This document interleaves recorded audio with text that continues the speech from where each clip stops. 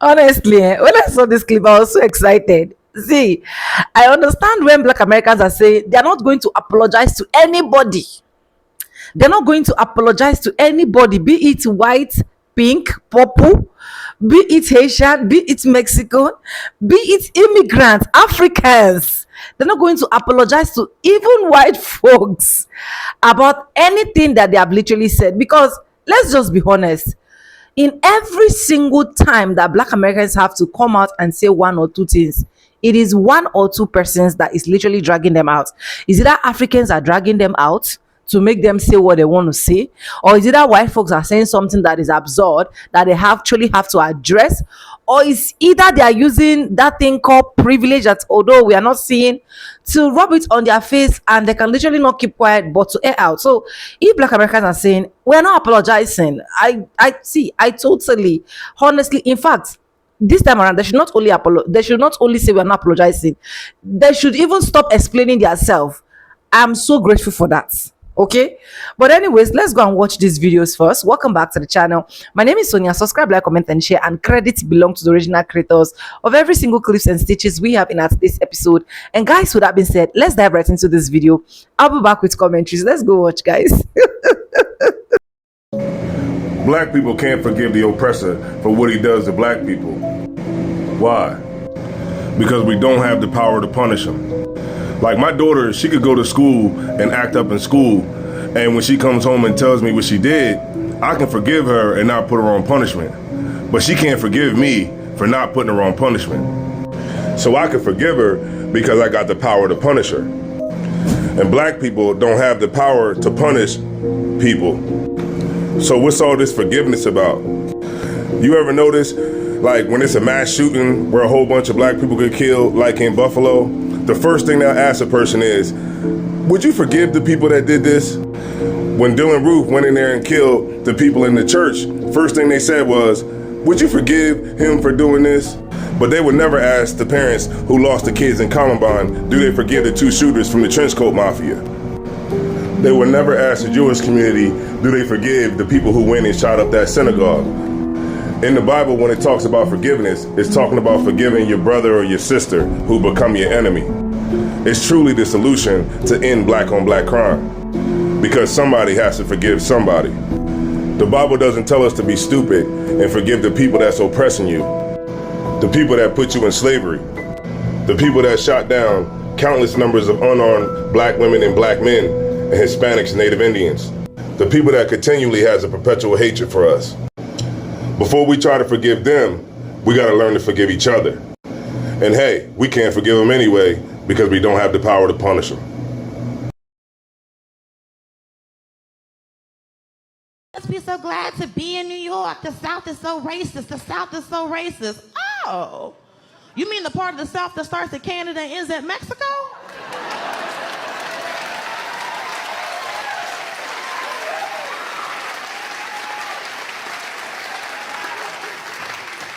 Find me a part of America that's not racist. I'll move today.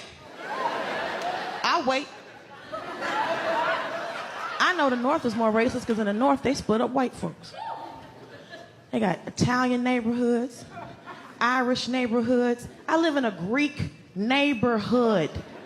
You know what Irish and Italian and Greek is in the South? White. Nobody has time to break down your brand of whiteness, okay? I don't care what flag your Caucasian flies under, Brandon. People mad at me because I said black folks ain't letting the N-word slide. And we not. We not letting it slide. Stay mad. Y'all can stay mad. See, I think the problem is that traditionally, black people have been very forgiving. Black Americans have been very forgiving. Our culture is Christianity, and it's been turn the other cheek and all of that. And we're not doing that no more. Okay? We're like a scapegoat in a family, in a narcissistic family union that woke up and decided they're not taking it no more. And if that makes us the villain, so be it. Like, I don't know what to tell y'all. I really don't care. I don't care. because we've been taking it for far too long. Far too long. People do stuff to us and we supposed to apologize. Like, what? We're supposed to just be like, oh, it's okay, you know, we understand. No, we don't understand. I don't care what your reason is. I don't care if you got a disability. I don't care. I've taken it for far too long. It's over. We're not forgiving no more. Stitches of that white man, and the only thing that I have to say are words that aren't my own. They're actually Toni Morrison. She wrote, the very serious function of racism is distraction. It keeps you from doing your work. It keeps you explaining over and over again your reason for being. Somebody says you have no language and you spend 20 years proving that you do. Somebody says your head isn't shaped properly, so you have scientists working on the fact that it is. Somebody says you have no art, so you dredge that up. Somebody says you have no kingdom, so you dredge that up. None of this is necessary. There will always be one more thing. There are two key takeaways from me here. One is the first thing that she says, that the very serious function of racism is distraction. I personally refuse to allow myself to be distracted, because if you don't get it at this point in 2024, that is an intentional choice. You don't want to get it, and therefore I'm not wasting my time or energy on you. The second point is something that she says at the end, that there will always be one more thing. You explain one thing and here comes 25 more things you need to explain. There's always going to be one more thing, and me personally, I'm done explaining. Especially Neely Fuller Jr. once said, if you don't understand racism, what it is and how it works, then everything else that you think you understand will only confuse you. And he was right. Because if you don't understand the system of white supremacy, not just what it does, but what it is, then everything else in this society will keep you disoriented. You'll be trying to make sense of the symptoms without ever seeing the root. Everything you see around you, the media, the politics, the religions, the beauty standards, the laws, all of it is an extension of that same root, the system of white supremacy. And it isn't just about individual hate. It's about control. It's a global network designed to maintain power through confusion. And that confusion becomes the air we breathe. White supremacy is not merely political. It's psychological. It's spiritual. It's what happens when consciousness disconnects from the natural order and falls into fear. It's a vibration built on scarcity, on the illusion that you must dominate to survive. When the divine masculine becomes domination instead of direction, when the feminine becomes suppressed instead of sacred, that imbalance creates an entire world that's out of alignment of truth. So what we call civilization is really just a system of insecurity pretending to be strength. It's the human mind out of rhythm with the cosmic mind. Dr. Francis Welsing taught that racism exists out of the fear of genetic annihilation. When you know that your genes are recessive and that the majority of the people on planet Earth carry the dominant gene, melanin, then survival becomes psychological. That fear of disappearance becomes a culture of control. From that fear came a religion that separated God from man. From that fear came science that sought to dissect rather than understand. From that fear came economies that exploit rather than share. And beneath it all is the same insecurity, the same hidden knowing that the sun gives life to some and punishment to others. So racism is not just about hate. It is fear pretending to be order. It is a survival program written by a consciousness that is trying to escape its own shadow. I have watched my third video of YT people crying on this internet because they own Red Node, and they've learned how expensive it is to be a racist corporation nation. That is what the U.S. is. And all these people keep saying, one girl just said she got $450,000 worth of student loan debt to become a lawyer. And it costs like $800 to go to law school a year in China. A year, y'all. So let me give y'all a little bit of a history lesson for my YT people who are just awakening to the world that Black people have told y'all has existed since they so-called let us go, right? We have told you racism is expensive. It's so expensive because you guys used to have free college. Racism brought about college being the cost that it is. We could never get to free universal health care because Black people would receive it. Racism is expensive. You guys got rid of all of the free parks and pools and programs once the Civil Rights Act was passed. This was America's downfall. The Civil Rights Act. Being civil was y'all downfall. And y'all crying on the internet for what? We told you. You had to go to China.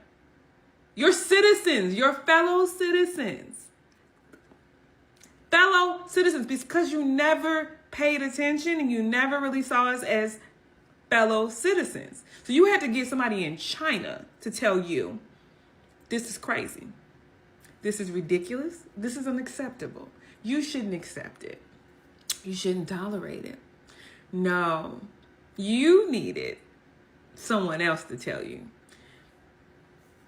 How does it feel to know your country bet on racism over everything else? Technology advancement. China looks like a futuristic movie, but it ain't a futuristic movie. It's reality. And we are in an oligarchy, right? Oligarch. And, well, not we. Because I find it so funny. A lot of these videos, all of these creators get on here talking about some we. They all speak French now.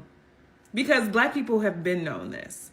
And every time I see one of those videos, I'm commenting, black people told you this for centuries, that this was wrong, that being able to just completely control people, ignore their rights as citizens was dangerous territory. And because it wasn't happening to you, or you thought it wasn't happening to you, because I don't know, y'all ain't never been on a plane to another country to prove that America isn't the greatest nation on earth.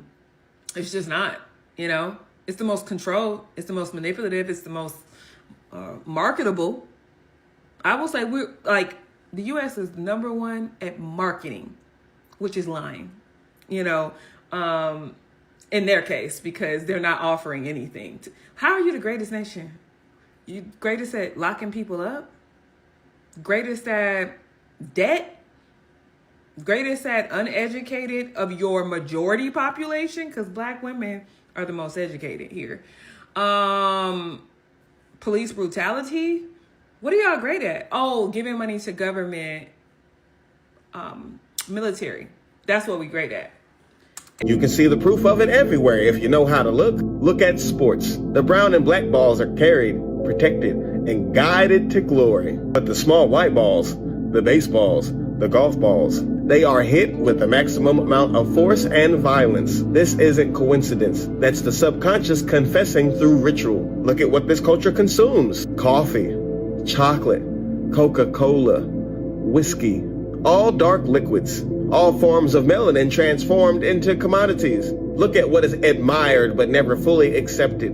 Tanning, the full lips, the rhythm, the slang, the soul. Everything dark is desired but feared. Everything dark is worshipped and warred against at the same time. Even in religion, white is made holy, black is made evil. In education, history begins when Europe wakes up. The pattern is everywhere. This is how the system tells on itself. Because when a culture is born out of the fear of nature, it becomes anti-nature. And when you're anti-nature, you're anti-life. This is why everything feels upside down. The food lacks life force. The cities block the sun. The technology is trying to replace the soul. The rhythm of the world has been inverted. But all of that points to something bigger. White supremacy is not only a social structure, it's a spiritual imbalance inside the collective consciousness of humanity. It's the part of the mind that forgot that it was connected to everything. The white psyche represents that separate aspect of awareness, the part that believes it's alone in the universe. That's why it builds walls, hierarchies, and empires. It's trying to prove it exists by controlling what it fears. Melanin, on the other hand, represents the original connection. It's the biological expression of the cosmic womb that births all creation. It's the darkness that gives light its meaning. It's the living reminder that the divine exists within, not above. That's why the system attacks melanin but also imitates it. It hates what it can't destroy and worships what it can't become. And that contradiction is the engine of the system itself. And this is why Neely Fuller Jr. said what he said. Because if you don't understand what this system is, why it exists, and how it operates, then you'll always be fighting illusions. You'll keep thinking that your enemy is just a politician or a corporation, when in truth, the enemy is confusion itself. I mean, it comes back to the same thing we're talking about with AOC in front of that American flag, where they blame all of these things on America as though America was the problem. problem. Right. Same thing with this entrenched racism, right?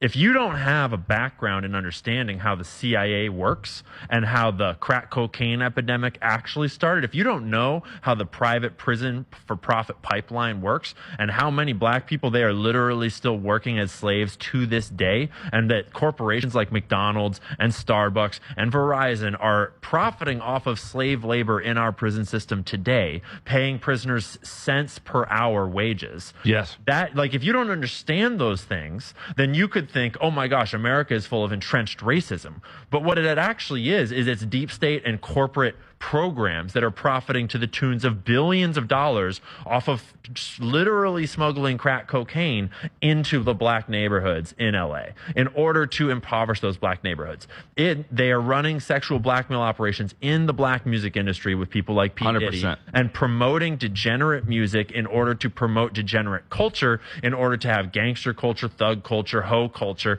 because that keeps this type of people in this lower vibrational thinking. It keeps them doing things that will lead the men to prison and lead the women to whatever the hell it's leading them to. And that is so profitable to them that there's corporations profiting off of it, there's organized crime profiting off of it, there's government profiting off of it, and then they don't have to worry about the votes so much because they can just kind of keep this whole scheme going that they've always had of like the blacks will always vote for the Democrats because like They need all the welfare enhancements. yeah, we made that fortunately work. they're starting to wake up, but They create the problem in order to offer the solution. Just yeah, like and then did they with try to 9/11. blame the problem on America as though America was the problem, and then Shit, racism is gonna cost this country a whole lot of money. Damn. Cause you know what? I don't understand what's wrong with them people. They know that they gonna go viral. They know that.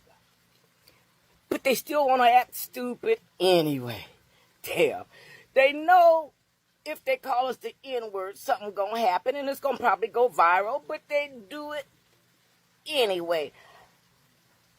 They don't understand that there's consequences to their actions. Look here. I don't know what makes these people think that we are just going to accept the things that they are doing now. Do they really think that we are just going to accept this? So I'm going to advise you people, just keep recording. Just keep recording. When we all recognize the fact that racism never went away, it was just hidden. I've been seeing a lot of people getting on this app and saying things like, oh my gosh, like racism is coming back. Like everyone's like racist now. They've always been racist. It just wasn't appropriate to be racist outwardly, not at least. But now that we have a racist, rapist, felon, homophobe, transphobe, damn, just about all the negative things you could possibly be as our president, people feel emboldened to be all of those things as well, especially racist. Guys, need I remind you that Donald Trump is backed by the Ku Klux Klan. He is backed by the Proud Boys, notorious white supremacy groups. And these groups have always existed, guys. Sundown towns still exist. There are still certain parts of this country that I would never, ever feel comfortable setting foot in solely because of my race. And again, racism has multiple forms. You don't have to call somebody a nigga to be racist. It can be microaggressions, it can be stereotyping, and sometimes, honestly, it's even body language and just facial expressions, the way you look at somebody, the way you react when they're in the same room as you. This stuff has never went away. You're just seeing the more outward, direct form of racism now. But it's, like I said, it never really ever disappeared. Even when Obama was president, there were so many racists. And I actually remember a study that actually kind of explained that part of the reason why Obama was actually even accepted as a black man for being president was because he is half white. Believe it or not, but a lot of people found comfort in the fact that his mom was a white woman, because obviously that means he's not 100% black. So, I mean, obviously, yes, he's still a black man, but you get the sentiment. 50% black blood is better than 100% black blood. And that is the lens through which a lot of people actually see Obama, whether they want to acknowledge it or not. But regardless, guys, racism has always been around. Trust me, I grew up in Indiana. It's never disappeared. So, like I said, I just wish people on this app would stop saying, oh my gosh, like it's like talking about it as though it's some new thing that we haven't seen in like hundreds of years. No, it's always been here. The system that we live in, the prison system, is form of racism. So our socioeconomic and our whole economic system is a form of racism. Our government has always been racist as hell. So Trump is just making people feel more emboldened to do that, to be more racist, because there was a time where we entered a progressive era. We entered a liberal era. And now we're going back to conservatism. We're going back to fascism, where obviously it's just going to be a lot more outright, a lot more direct. Or maybe in 2012, when Obama was president, the racist white guy next door may not have called you the N-word to your face. He may have just questioned how you were able to afford that house. But now, in the era we're living in now, he's going to call you a nigger to your face and also question how you were able to afford that house. But it's not some new thing, so just stop. It's actually so aggravating to see that a lot of you guys genuinely think that it went away. Because I don't know what liberal bubble you have been living in if you think that racism has ever disappeared. It's not. It's engraved in every aspect of our American system. Black folks, due to all the racist things that is happening to black folks now, I want you to keep in mind, do not let it bother you here or here, okay? Let me tell you why. Whether you believe it or not, karma is real, and it will trickle down the bloodline, especially when it come to us, bitch, okay? Because let me tell you this. I don't care where you're at, whether you're at a restaurant, the hospital, whether you're at work, and they don't want to approve your PTO time, but they approve Maria's, Lucinda's, and Joanne's, but not yours, right? You want to buy groceries, and they're being racist there. You want to buy a car, right? You're going for that home loan. Yeah, right? Or you stay in an apartment complex. They don't want to fix shit. Okay? Or whether you put in an application for that big fancy apartment downtown and they didn't want to approve you, but you know you got that credit score. I'm gonna tell you this. I let a lot of years eat me up inside because I wanted revenge over, because of racist things that happened to me and my children. And the only person, again, it ate up was me. But when you let it go and you release it, and release it there, honey, don't let that shit follow you home. Whatever happened there, leave it there. So karma could take its place. No, we're not joking. We really mean what we say. Do you find yourself really hating white people? Yes. Some people hold grudges, and I do. Look how they treat me. How many flows did my great-grandmother stroll, How many babies did she take care of that wasn't hers? Stuff like that. But I'm just one of those people that hold things. So I was inspired by another content creator who broke down how racism is expensive. And as a Black nurse, I wanted to expand that conversation, especially when it comes to education and professional licensing. So let's start with nursing. Nursing used to be hospital-based training, apprenticeships where you learned on the job, became competent, and then you practice. But as more Black women entered the profession in the early 1900s, states shifted toward requiring formal nursing schools and standardized exams. Eventually, that became the NCLEX. So on the surface, it's about standards. In reality, It created expensive hurdles, tuition, exam fees, and prep costs that disproportionately kept Black nurses and working class students out. Even today, the NCLEX pass rates for white nursing graduates is nearly 88%, while for Black nursing graduates, it's around 66%. The same knowledge, but a system designed to widen gaps. So, law works the same way. Before you became a lawyer by clerking, you used to study under an attorney. But when Black and immigrant lawyers started breaking through after Reconstruction, states rolled out the bar exam. By the early 1900s, nearly every state required it, and the effect was immediate.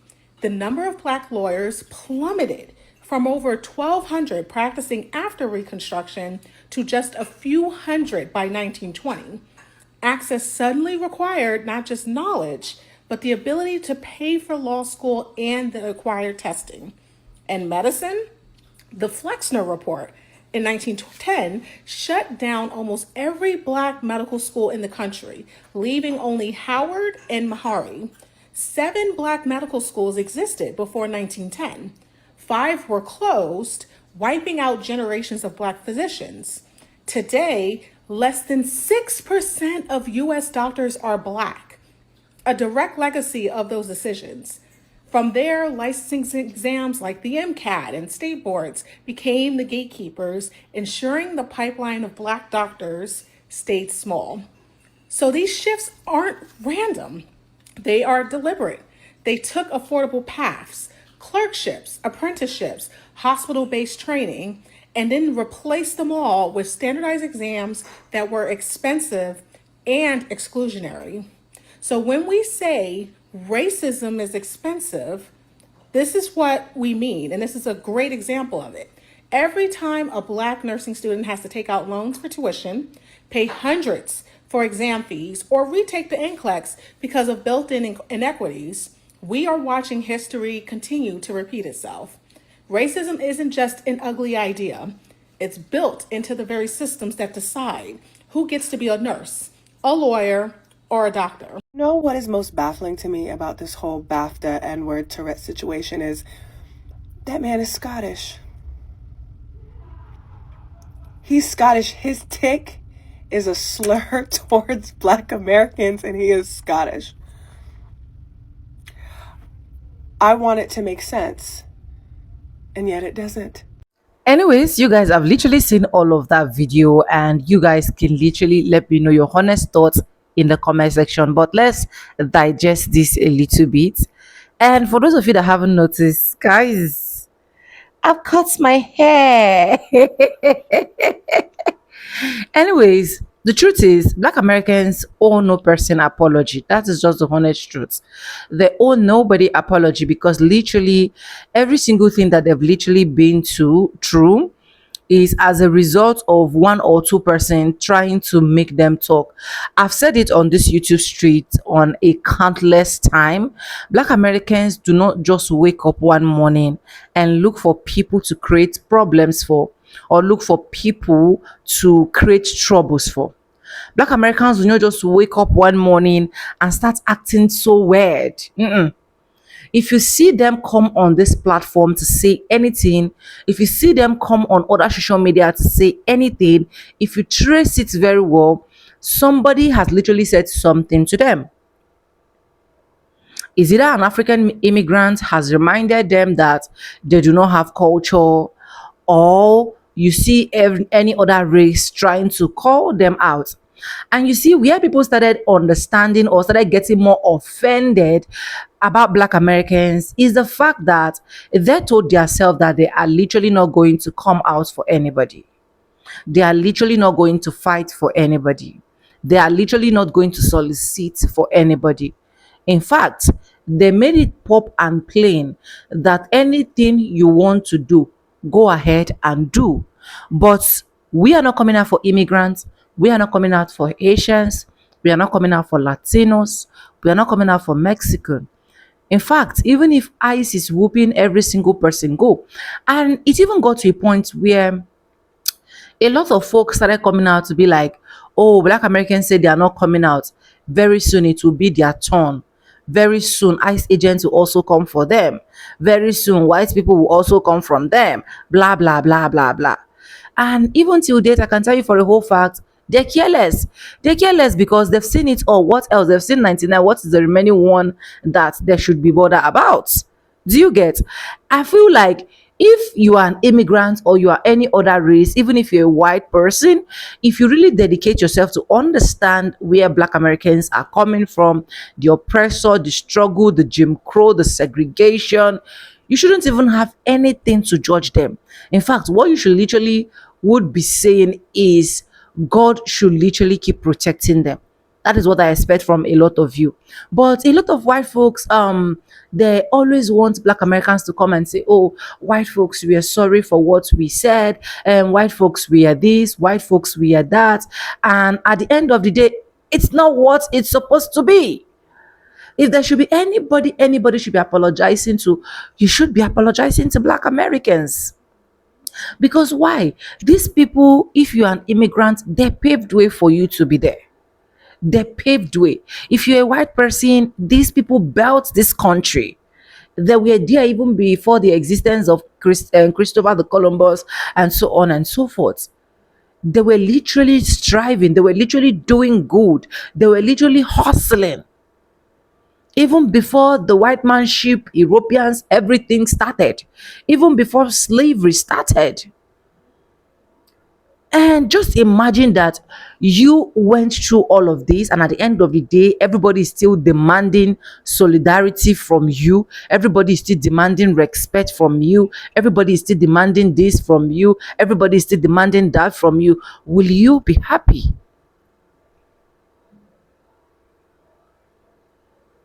Will you be comfortable? Will you be satisfied? Because, it is easily said than done. A lot of people might come up here and be like, oh, Black Americans are this. Like, I saw a particular guy's video, and I'm going to be doing that video, maybe in another video, because I saved that video, where this guy was literally saying the places that he has received high rate of racism is from Black American. And this is an African immigrant. I was looking at him. I was like, can Black people be racist? I can't remember that Black people can be racist. I can't. But he said he has never seen any racist since his existence in America. He has never seen in America. He has never seen any racist in his life from white people except from Black people. And I was just surprised. I was like, did this guy even understand the depth of what he's saying? And these are videos that when Black Americans see, Black Americans react to it. A lot of people start tagging them as, oh, they react to things too much. They don't want to do this. They don't want to do that. They always want to find fault east, west, north, and south. You cannot keep accusing me over and over again and you want me to keep quiet. So Black Americans are done apologizing. They are done explaining themselves. They are done wanting people to just like them by fire, by force. Now they have gotten to that point where if you like us, fine. If you don't like us, fine. There is nothing we can literally do about it. If you vibe with us, fine. If you don't vibe with us, fine. That is the point where they are. They are in the stage where they literally need to please themselves. They are in the stage where they literally need to look at themselves and said, you're doing well, even when nobody want to praise them, even when nobody want to adore them, even when nobody wants to give them a handshake of well done. They are in that era where they are applauding themselves. And I understand that totally, and I love that totally. Yes, and I respect that totally. Not only as a Black African woman, but as a woman that has read the history of Black Americans and know where they are coming from and know what they've been through.